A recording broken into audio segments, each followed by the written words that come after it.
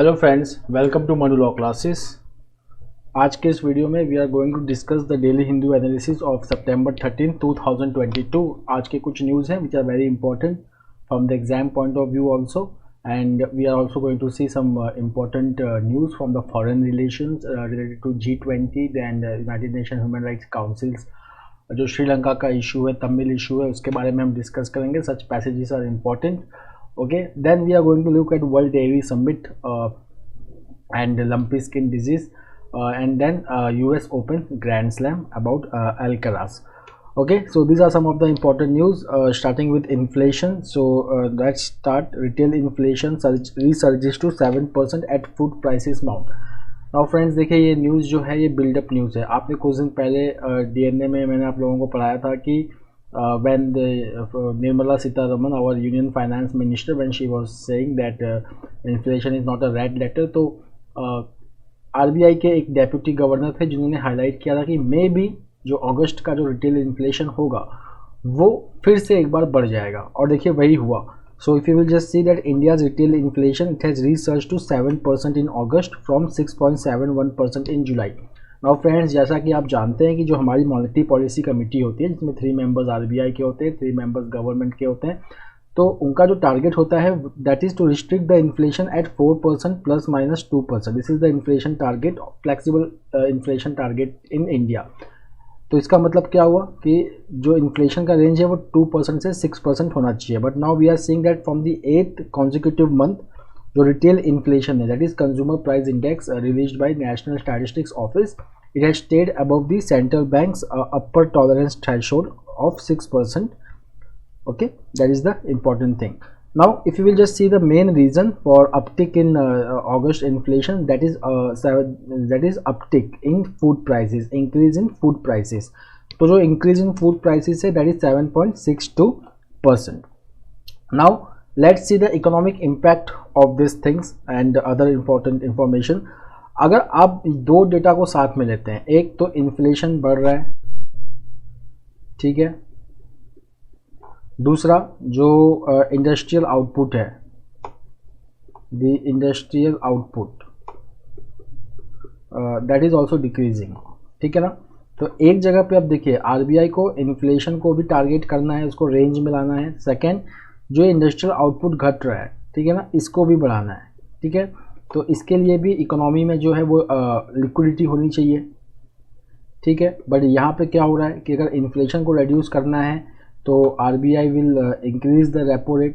There are many economists who are believing that the fresh interest rate hike by monetary policy committee will be 35 to 50 basis point, which can reduce the liquidity in the market, so which can further dam the industrial output production in India. Now that is a fresh challenge to the RBI. So if you will just see over here that the combination of buoyant inflation and tripling industrial recovery would make the central bank's task trickier at the upcoming monetary policy review at the end of this month. उसके बाद second है कि high inflation से पूरर sections के ऊपर क्या effect होता है। सो इफ यू विल जस्ट सी, जो उनका स्पेंडिंग पावर होता है वो डिक्रीज हो जाता है, ठीक है। Now there are 2 types of inflation which has been discussed, that is rural inflation and urban inflation. So if you will just see that rural inflation, it was 6.8% in July, okay, and it has seen a sharper rise than urban inflation. तो जो rural inflation है it is now at 7.15%, और जो urban inflation है that is 6.49%, sorry, that is 6.72%, which is again increase from 6.49%. तो यहाँ पे याद करने की बात ये है कि जो rural inflation है वो ज़्यादा तेज़ी से बढ़ रहा है as compared to urban inflation, ठीक है। उसके बाद अगर हम देखेंगे कि कुछ और अगर हम देखें तो कंज्यूमर नॉन ड्यूरेबल्स प्रोडक्शन जो होता है it has drop by 2% in July from a 2.96% in June, that is already happened, जो मैं आपको इंडस्ट्रियल आउटपुट की बात बता रहा हूँ। उसके बाद capital goods production has recorded the highest growth among the use based category at 5.8%, but इसमें भी कॉन्ट्रैक्शन देखा गया है, ओके, जुलाई में as compared to June level, क्योंकि जून में इट वॉज 6.7% ग्रोथ एंड जुलाई में इट इज़ 5.8%। उसके बाद again industrial index of industrial production, okay, तो जो ये जो लो इंडस्ट्रियल ग्रोथ है it is partly because of base effect, okay, which has grown to 11.5% in July 2021. तो इसकी वजह से इस बार हो सकता है कि because of base effect last time the growth was very high, so this time since the base is very large, so the growth in industrial index of industrial production has tapered. Now यहाँ पे देखिए कुछ interlinkages है जो हमारे लिए important होता है. So Deloitte India economist Rumki Majumdar, she has linked the contraction in non durable goods to rural households being under stress which has impacted the demand. तो वो कह रही हैं कि जो नॉन ड्यूरेबल गुड्स में जो कॉन्ट्रैक्शन हुआ है, ठीक है, which has contracted by 2%. okay, it is linked with rural demand, क्योंकि रूरल इन्फ्लेशन ज़्यादा है, ठीक है, that's why people they are in rural area they are not buying much. now food products में देखेंगे अगर हम, तो there is higher inflation in cereals, pulses, milk, fruits, vegetables, prepared meals and snacks. now the next is Hindu women suit in Gyanvapi case maintainable says the court. तो यहाँ पे मैं जो भी बोलूँगा वो कोर्ट का ही लैंग्वेज बोलूँगा. तो वाराणसी कोर्ट डिस्ट्रिक्ट कोर्ट ने डिसमिस किया है application by Anjuman Intezamia Masjid committee which challenge the maintainability of the suit which was filed by 5 Hindu women जो सीक कर रही थी to right to worship Hindu deity within the Gyanvapi mosque. Now यहाँ पे जो एक्ट है जो चल रहा है, that is Places of Worship Act mainly, then the other acts are Waqf Act 1995 और UP Shri Kashi Vishwanath temple act 1983. तो कोर्ट ने कहा है कि all these 3 acts they do not take away the rights of plaintiffs, that they have the right to prove their averments by cogent evidence. तो यहाँ पे ये है कि plaintiff का जो right है to prove their averments by cogent evidence, ठीक है ना, कि that right is not taken by all these 3 acts. The next thing important over here is that कि यहाँ पे order 7 rule 11 of code of civil procedure में यहाँ पे they have said कि चाहे places of worship act 1991 लो, चाहे ये order 7 rule 11 of code of civil procedure low, fine. तो ये it is only needed to consider the availments made by the plaintiffs and not the defense of those availments. मतलब कि जब court suit किसी भी plaintiff के suit को case को एक्सेप्ट करता है तो वो बस इतना देखता है that the availments made by the plaintiffs and not the defense of those availments. वो जब ट्रायल चलेगा तब हम उसमें कोर्ट उसमें देखेगा. उसके बाद द कोर्ट हैज सेड कि जो places of worship special provisions act है 1991 that does not operate as bar on the suit of the plaintiffs and the suit of plaintiff is not barred by section 9 of places of worship act. Now the places of worship act वो क्या है, वो किसी भी place के religious character को seal करता है. मतलब जो भी वो रिलीजियस कैरेक्टर था उस प्लेस का एज ऑन अगस्त 15 1947 उसको वो सील करता है और वो मैंडेट करता है कि that any case seeking the conversion of such a place into that of another religion should be abated. मतलब कि कोई भी अगर ऐसा केस आता है which is seeking to change the religious character of that place, that will not be allowed. That is the places of worship act 1991. But यहाँ पे कोर्ट ने क्या कहा है कि जो सूट फाइल किया है 4 हिंदू वुमेन में, it is not seeking to convert the religious character but it is limited to right of worship as a civil right and fundamental right, customary right, religious right. तो court ने यहाँ पे कहा है कि जो सूट है it neither sought a declaration और injunction over the property in the question, not does it seek the conversion of the mosque into a temple. Now the next is CAA petitions to be heard on October 31. तो यहाँ पे supreme court ने fix किया है that the 220 petitions which are challenging the Citizenship Amendment Act of 2019 on October 31. तो ये जो Citizenship Amendment Act है, देखिए क्या है. So here it is written that the Citizenship Amendment Act it fast tracks the citizenship by naturalization process. हमारे India में part 2 में सिटीजनशिप से जो रिलेट करता है उसमें बर्थ, डिसेंट, रजिस्ट्रेशन, नेचुरलाइजेशन, इस 4 तरीके से इंडियन सिटीजनशिप ली जा सकती है और इंडिया में डुअल सिटीजनशिप अलाउड नहीं है. तो यहाँ पे जो है the illegal migrants who are coming from 6 religious communities, that though 6 religious communities are Hindus, Sikh, Jain, Buddhist, Parsis and Christians. देख ठीक है ना, इन 6 रिलीजन के जो लोग हैं okay who are fleeing from 3 countries. देखिए यहाँ पे एक तो ये 6 रिलीजन का नाम होना पता है, और वो कौन से 3 कंट्रीज है जहाँ से लोग इंडिया में आए हैं, सिर्फ उन्हीं को जो है सिटीजनशिप अमेंडमेंट एक्ट सिटीजनशिप देगा। So this 3 countries are Pakistan, Bangladesh and Afghanistan. यहाँ पे एक चीज़ जो मेंशन नहीं है, जो मैं आपको बता रहा हूँ अपनी तरफ से, दैट इज़ यहाँ पे एक कट ऑफ डेट भी है, that is 31 December, that is 31 दिसंबर 2014। तो 31 दिसंबर 2014 के पहले जो ये 6 रिलीजियस माइनॉरिटीज़ के लोग अगर पाकिस्तान, बांग्लादेश और अफगानिस्तान से इंडिया में आए हैं तो उनको सिटीजनशिप अमेंडमेंट एक्ट मिल जाएगा। Okay, now the next is the intent of the government, that what is the intent of the government in passing this act. So the government has maintained that the amendments made to the Citizenship Act of 1955 is meant to protect and welcome the religiously persecuted people who are fleeing from 3 neighboring countries where Muslims forms the majority, that is Pakistan, Bangladesh and Afghanistan. ठीक है, now over here जो petition है वो क्या कह रहा है, पहला चीज़ तो वो ये कह रहा है कि that this act has unholy nexus with National Register of Citizens. तो ये नेशनल रजिस्टर ऑफ सिटीजन्स क्या होता है, ये एक नेशनल रजिस्टर होता है जिसमें सिटीजन्स जो होते हैं सिर्फ उन्हीं का एनुमरेशन इसके अंदर होता है। दूसरा जो होता है that is called as national population register, इसके अंदर उन लोगों का रजिस्ट्रेशन होता है who are the usual residents of India from past 6 months. Okay, but national register of citizens में सिर्फ सिटीजन्स का ही नाम होगा। Fine, so that exercise to be carried out. Last time the national register of citizens it was prepared in 1951।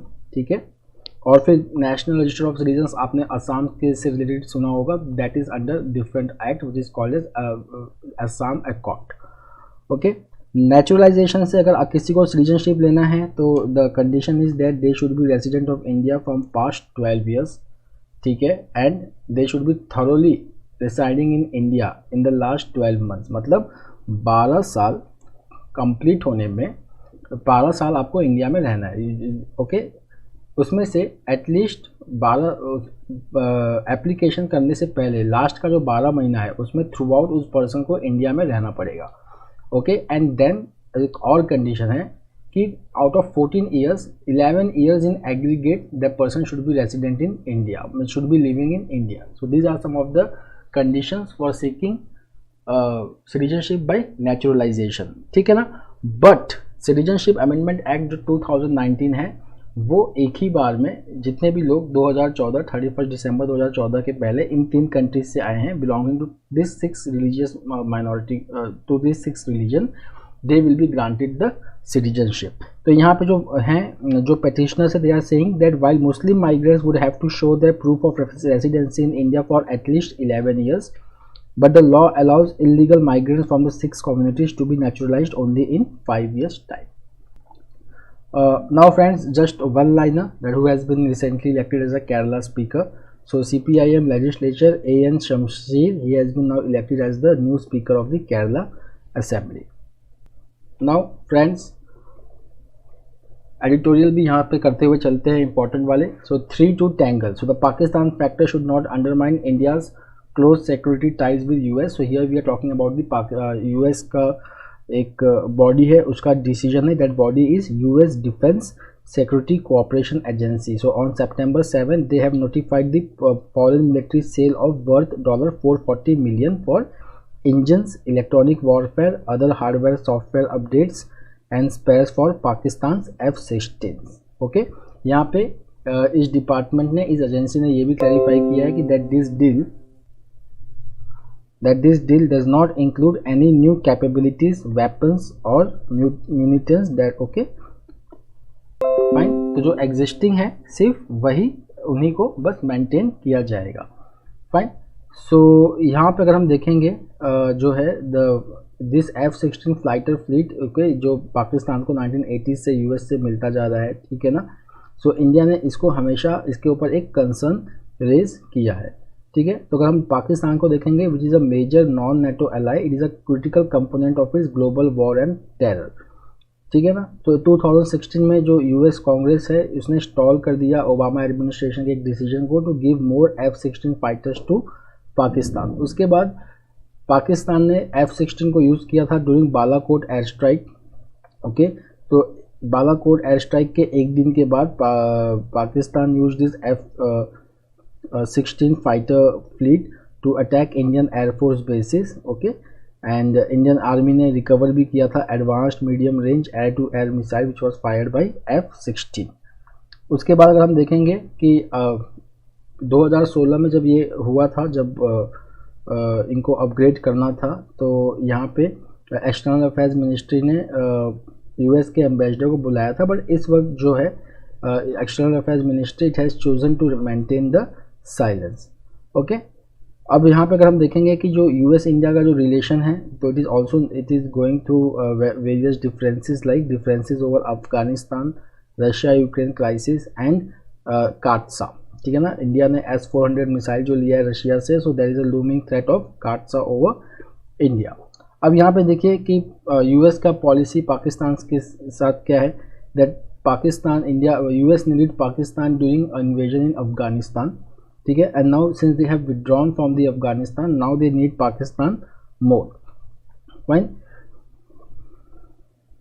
But India का जो concern है, ठीक है ना, that is terrorism against India, that is the Pakistan state policy for decades, okay. तो यहाँ पे जो है इंडिया का ये एक प्रॉब्लम रहा है पाकिस्तान से, based on which India always raises it's concern when such move is announced by US. The next important news is great G20 power great responsibility. तो जैसा कि हम जानते हैं कि इस बार जो है 17th G20 head of summit, मैं आपको बेसिक बता देता हूँ, 17th G20 heads of summit जो है वो इंडोनेशिया बाली में होने वाला है,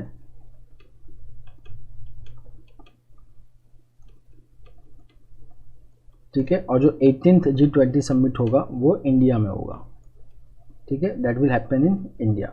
सो यहाँ पे अगर हम देखेंगे कि G20 के बारे में यहाँ पे डिस्कस होने वाला है। So India it is going to assume the presidency of G20 from December 1st 2022 to November 30, 2023। यहाँ पे अगर हम देखेंगे कि इंडिया के बारे में एक ये अपॉर्चुनिटी भी है to assume centre stage in proposing and setting the global agenda and discourse. अगर हम देखेंगे that what is the importance of G20, so its members represent more than 80% of the world GDP, 75% of international trade and 60% of India's world's population, ठीक है ना।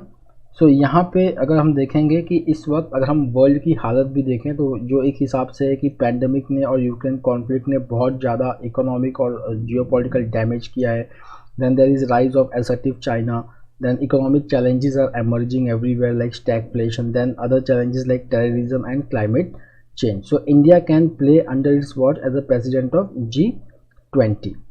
तो अगर हम देखेंगे कि जो इंडोनेशिया जो है इट हैज़ फोकस्ड ऑन 3 की pillars, that is global health architecture, sustainable transition, energy transition and digital transformation. तो इंडिया इसको लेके आगे बढ़ सकता है। उसके साथ साथ अगर हम देखेंगे कि that India can assert is political, economic and intellectual leadership while hosting the G20 presidency.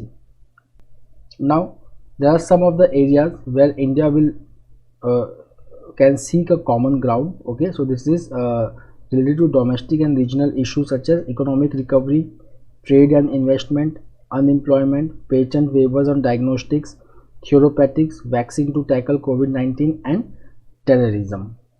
The next is, देखिए मैं सारे इंपॉर्टेंट पॉइंट्स आपको एडिटोरियल के बताते चले जा रहा हूँ। G20 it is a unique global institution where developed and developing countries have equal status. जैसे कि आप G7 देखेंगे तो उसमें सिर्फ डेवलप्ड नेशंस है। So it provides an opportunity to India to champion the causes of developing and least developing countries also among the western countries.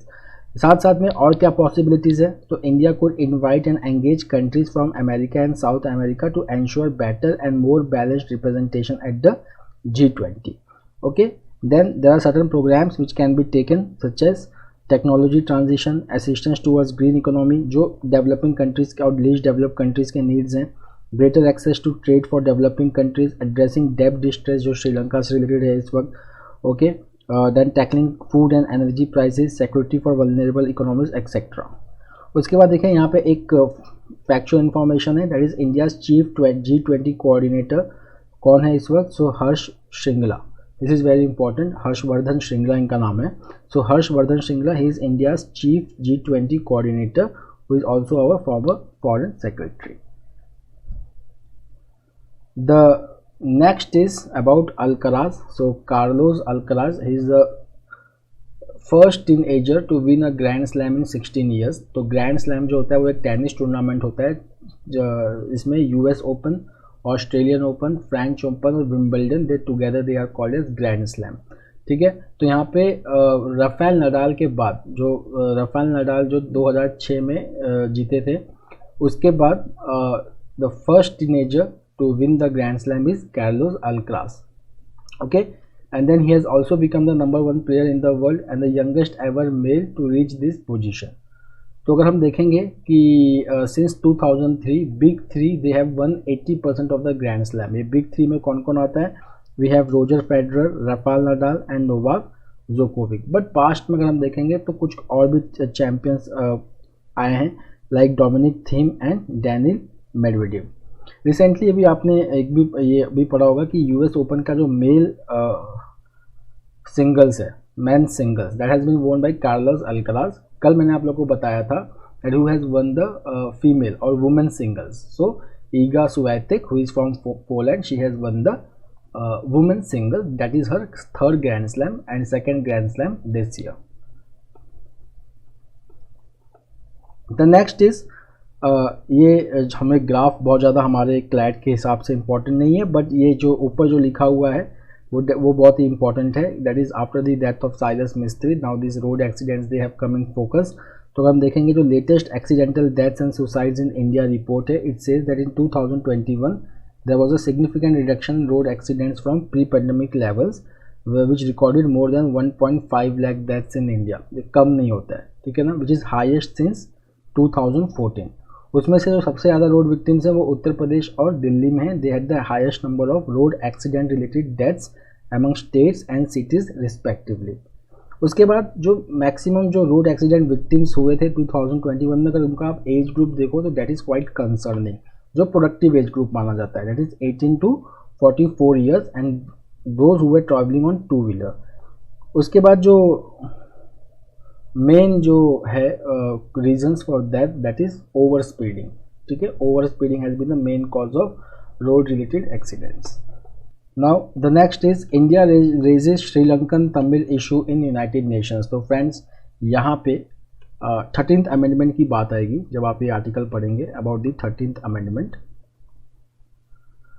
तो 13th amendment 1987 में साइन हुआ था, it was the part of India Sri Lanka peace accord, India Sri Lanka peace accord, India Sri Lanka peace accord. तो इसमें यह था कि it was going to solve the problems of Tamil minorities in Sri Lanka. The major points in this was, the first was that Tamil will be the one of the official languages of Sri Lanka, पहले सिन्हाला था। The second is that जो provincial councils होंगे, ठीक है ना, उनको establish किया जाएगा और उनके पीरियोडिक इलेक्शंस होंगे। Fine, that was signed in 1987 to solve the Tamil issue in Sri Lanka, ठीक है। उसके बाद क्या हुआ कि वहाँ पे फिर एक सिविल वॉर हुआ, that was led by LTTE which ended in 2009. Fine, so because of that war there were disappearances, there were deaths, okay, there were extrajudicial killings etc.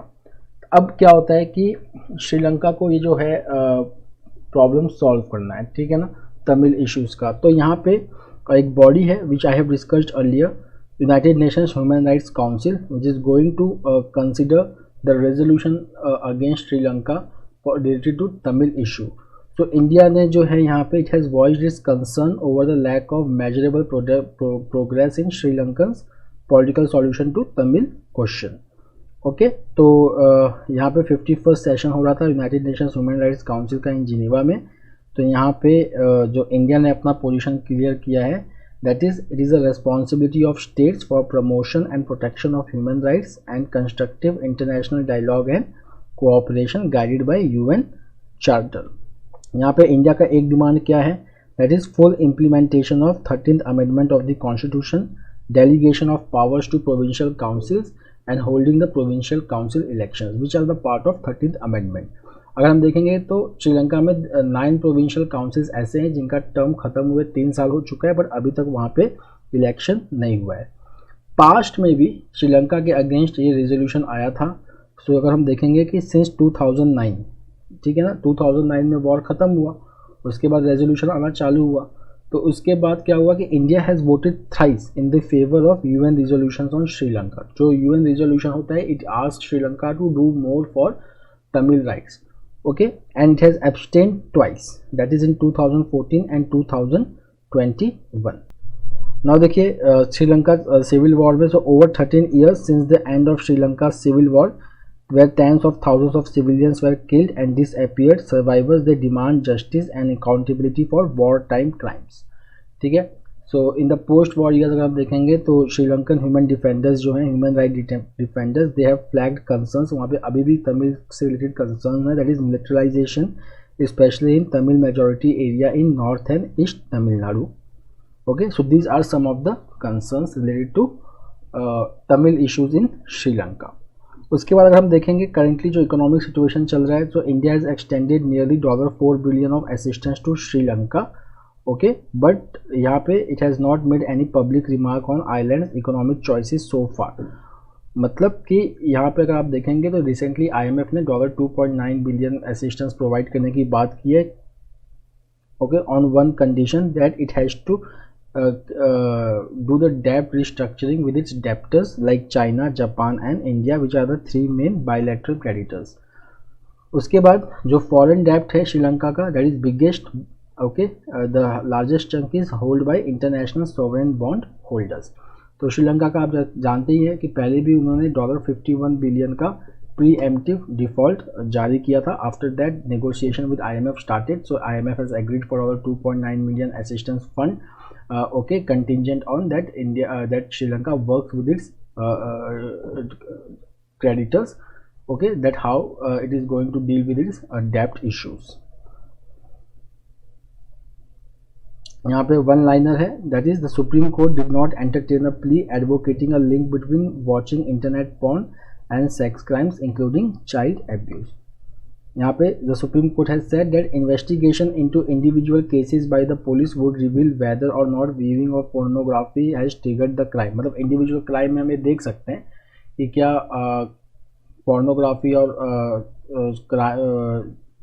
Sexual abuse का कोई रिलेशन है, but Supreme Court has not issued any statement। Supreme Court has said that seeking a judicial declaration from the Supreme Court that porn on the internet has led to child sex crimes would be equal to giving a go ahead to online surveillance। ठीक है ना।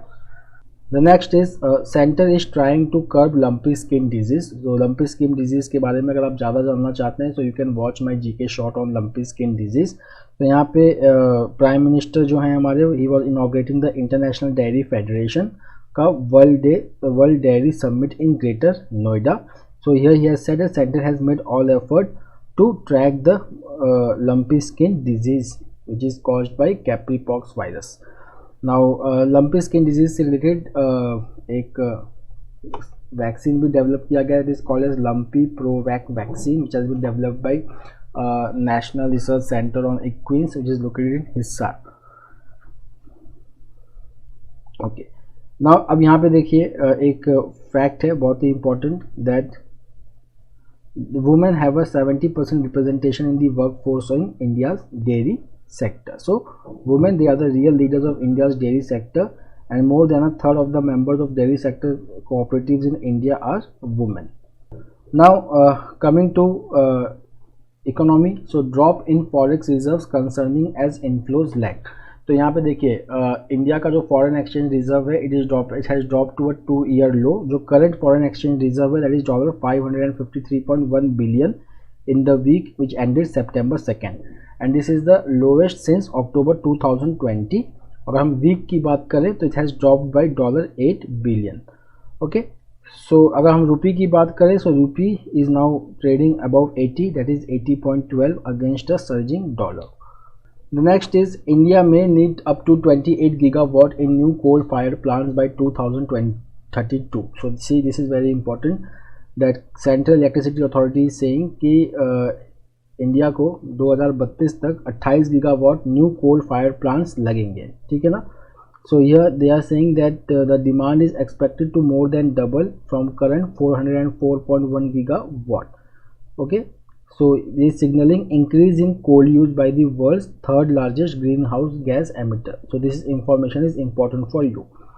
Now over here, now we are also talking about climate change. India has committed that 500 gigawatt of renewable energy will be installed by 2030. So this is going to lead to fall of thermal power plants and total electricity below 60% by 2027. Now see, यहाँ पे कुछ factual information है important, that although India is a major greenhouse gas producer, its per capita power demand and emissions are much lower than most developed countries, and it accounts for lion's shares of the world's additional renewable energy output along with China. ठीक है, now see what is the benefit of thermal coal power plants. So see, India can build new coal fired plants due to their lower cost, okay, as compared to renewable energy. So friends, that's all for today. We will meet tomorrow again with a daily Hindu analysis. Till then, have a nice time. Take care. Thank you.